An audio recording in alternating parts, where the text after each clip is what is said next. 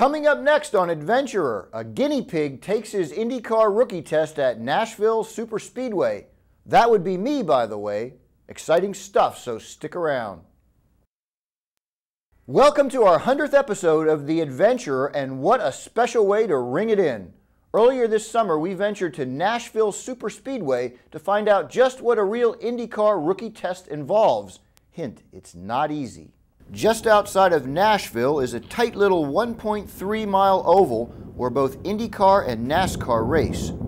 Banked at just 14 degrees in the corners and made of slippery concrete, it is considered one of the toughest tracks on the oval racing circuit. Nonetheless, it best fit with my Forbes.com budget and the schedules of Speedworks, my car provider, and the Indy Racing League. It was here I would take my rookie driving test in an attempt to qualify for the big race at Indianapolis. I feel like, the car is set up well, and they got me in tight, snug with the belts. And I'll go out and I'll do some slow laps. Unfortunately, the day dawned overcast.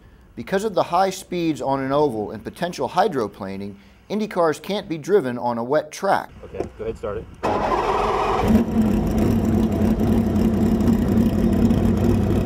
Should I put it in first gear?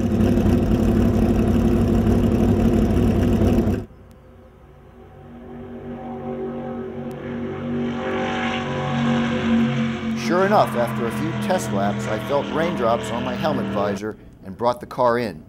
Then it was a waiting game. If the rain didn't stop, we were still out $15,000 for the test. Once you get on track, you are responsible for full payment despite the weather. You can have one or two spits or so, it probably won't do a lot, but no one wants to take the chance. No. Because it doesn't take much to lose it on one of these cars. Yeah. All this added to the tension. It's hard enough to drive a car you've never been in on a track you've never driven on, let alone get up to speed in less than a day. Last thing you want is going through that corner with a little moisture. Once the rain did stop, trucks were sent out to help with the drying process. Within an hour and a half, the concrete surface had enough grip to begin my test in earnest. But with half a day lost, I felt pressure to step up my pace quickly. I had to be careful though. Because of constant high speed, you must take baby steps where the day can be over in a flash. A crash at 160 miles an hour usually means an undrivable car, or worse. First, I ran some slower laps, 32-second range, 145 miles an hour, to get a feel for the strange surface, most tracks are asphalt, and the tight driving line. Then came in for adjustments and feedback. I was told I ultimately needed laps in the low 27-second range to get the green light from the IRL. If you can see those lines, that's a good entry. Just follow those lines through. Lap after lap, I gradually worked my times below 30 seconds, but it wasn't easy. The faster you go in one corner, the more on the edge you are for the next. Finally, with the day beginning to wane, I gritted my teeth and went for it. But coming out of turn 4, I almost lost it and was quickly called into the pits.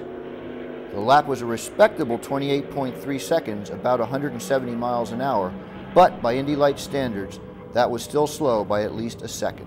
Given my late start, I decided to try again, but on another day. Probably a wise choice. The cars cost 6 figures, and my life is priceless. I did learn afterward that my time was faster than the quickest lap ever turned by a NASCAR driver. That doesn't mean I'm a great driver, but it does show how much faster Indy cars are than NASCARs. The plan now is to finish my rookie test at a bigger, higher banked asphalt speedway once I can raise enough money. So stay tuned, but don't hold your breath.